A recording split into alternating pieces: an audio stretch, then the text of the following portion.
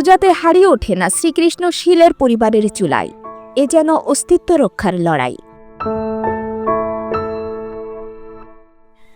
নাটোরের প্রতিনিধি ইউসুফ আলীর পাঠানো তথ্য ও চিত্রে বিস্তারিত আয়েশা আক্তার। জীবনের শেষ প্রান্তে এসে ভেঙে পড়া এক সংগ্রামী মানুষ শ্রীকৃষ্ণ শীল ও তার পরিবার। দুর্গাপূজার সময়ও চুলায় আগুন জ্বলে না তার। চোখে ঝাপসা দৃষ্টি, হাতে কম্পন আর মাথা ভর্তি চিন্তা। এইভাবেই কাটছে নাটোরের নলডাঙ্গার বাঁশভাঙা গ্রামের শ্রীকৃষ্ণ শীলের প্রতিটি দিন। বয়স তার ৭০ ছুঁই ছুঁই। জীবনের শেষ প্রান্তে এসে যেখানে একটু স্বস্তি পাওয়ার কথা, সেখানে তিনি লড়াই করছেন অস্তিত্ব রক্ষার জন্য। পেশায় তিনি একজন নরসুন্দর হলেও এখন আর চোখে ভালো দেখেন না বলে তেমন কেউ আর তার কাছে চুল বা দাড়ি কাটাতে আসে না। দিনে আয় হয় সর্বোচ্চ ৩০ থেকে ৫০ টাকা। সেই সামান্য টাকায় চলছে ৩ জনের সংসার। কোনো কোনো দিন আয়ও হয় না। সেদিন চুলায় হারিয়ে ওঠে না শ্রীকৃষ্ণ শীলের। অসহায় এই বৃদ্ধের নেই কোনো পুত্র সন্তান। সংসারের পুরো ভার তার কাঁধেই। ২ মেয়ের মধ্যে বড় মেয়ে মানসিকভাবে অসুস্থ, যার জন্য তার স্বামী তাকে ডিভোর্স দিয়ে বাড়ি পাঠিয়ে দিয়েছে।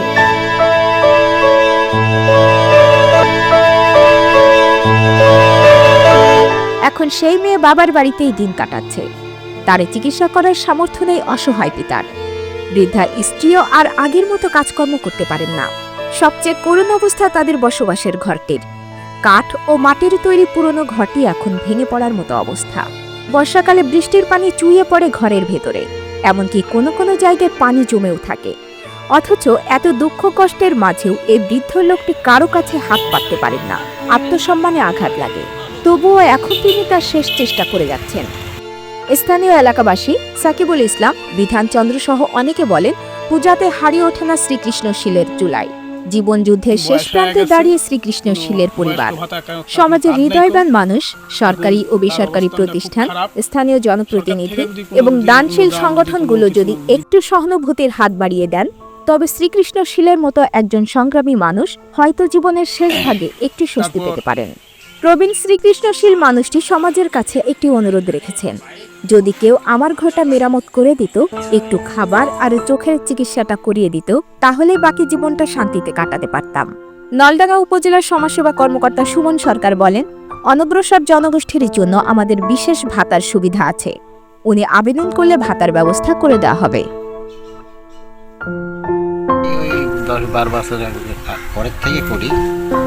আমার এখন কাজ আর চলে না, কাজ করতে আর পারি কিনা। আমার 3টা পোষ্য, আমার কাজ কামে ঠিক মতন আমি চলতে পারি না, কাজ কাম হয় না। ঘর তো 3টে বাড়ি, এক ঘরের সংঘর আর রান্নাঘর তো দেখতেই। বৃষ্টি হলে ভেজা লাগার সময় 3জনই থাকে, খায় না খায় দিন যায়। এই বয়সে আমার কাজ চলে না, তবে চলবো কি করবো আপনারা একটু দেখেন। বাঁশভাঙা গ্রামের শ্রীকৃষ্ণ, উনি এক সময় খেরি করত বা উনি নিজস্ব সেলুন চালাতো এক সময়, কিন্তু এখন বয়সের ভারে উনি বৃদ্ধ হওয়ার পর ওনার ঘাড়ে একটা মেয়ে, স্বামী পরিত্যক্ত মেয়ে আছে। এখন মানে নুন আনতে পান্তা পরে এরকম পরিস্থিতি, ওই মেয়ের উপর নির্ভরশীল বর্তমান। ওই মেয়েটা ওই বাড়ি বাড়ি ঘুরে যায়, যেটুকাই সাহায্য সহানুভূতি পায় বাপ মাকে নিয়ে খাওয়া দাওয়া করে।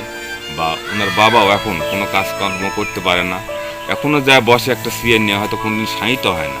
এই মতো অবস্থায় এনার জীবিকা নির্বাহ করছে। এখন বিত্তমান সরকারের কাছে এটা দাবি আমাদের এলাকাবাসীর তরফ থেকে, যদি কিছু অনুদান সরকারি হিসেবে ওনাকে দেওয়া হয়, তাহলে আমরা এলাকাবাসী হিসাবে হয়তো একটু আনন্দিত হব। আমাদের সমাজের লোক হিসাবে বা পার্শ্ববর্তী লোক হিসাবে বা সমাজের লোক হিসাবে এটাই আমাদের কামনা।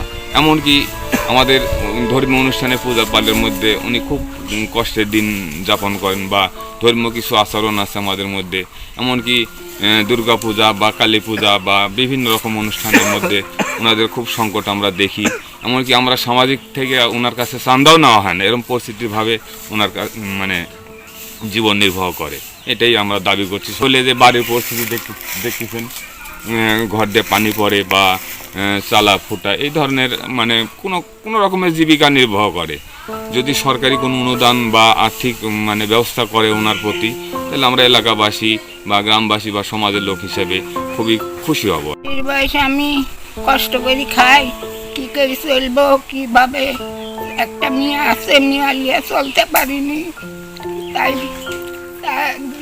চিন্তা আনে, ভিক্ষা করে আনে, তাই আমরা খাই। আর ছেলেও নাই, কেউ নেই, পানি ভিজাই যাই, কি করবো এখন, ওই দুঃখ করেই থাকি, কষ্ট করে থাকি।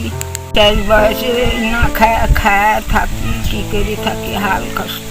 বয়স হয়ে গেছে, কোনো বয়স্ক ভাতা তার কোনো কার্ড নাই কো, এখন তার অবস্থানটা খুব খারাপ। সরকার থেকে যদি অনুদান, যদি কোনো কিছু যদি ব্যবস্থা করে দেয়, তাই একটু এই শেষ বয়সে তার জীবনটা যাপন করতে পারবি। তারপর আপনার একটা ঘরের ব্যবস্থা যদি করে দেয়, সেটা এখন শেষ বয়সে ভালো দিকটা থাকবি। মানে আমাদের অনগ্রসর জনগোষ্ঠীর একটা ভাতা আছে, বুঝছেন, বিশেষ ভাতা। 50 বছরের উপরে বয়স হলে পরে যারা এই যে সেলুন, ছোট ছোট কাজের সাথে জড়িত, নাপিত, হরিজন সম্প্রদায়, হ্যাঁ, এরও একটা ভাতা আছে। যদি নাপিত হয়ে থাকে তাহলে আমরা আমাদের একটা ভাতা করে দেওয়া যেতে পারে।